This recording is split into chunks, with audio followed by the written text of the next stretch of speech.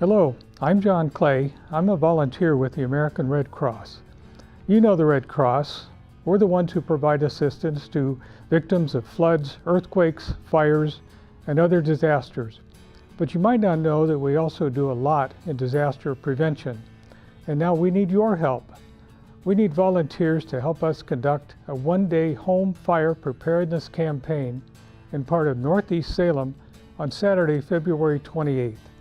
Teams of volunteers and Red Cross staff will go door to door in part of the 97305 zip code to educate residents about fire safety and install free smoke alarms in qualified homes.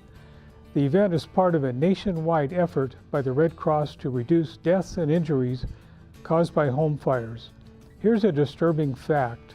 Every day in the United States, 7 people die as a result of home fires. The Red Cross will provide training for this one-day campaign. Volunteers must be at least 18, and churches, businesses, and civic organizations are encouraged to recruit volunteers and sponsor teams. For more information or to sign up to help, call us at 503-779-1257. Thank you.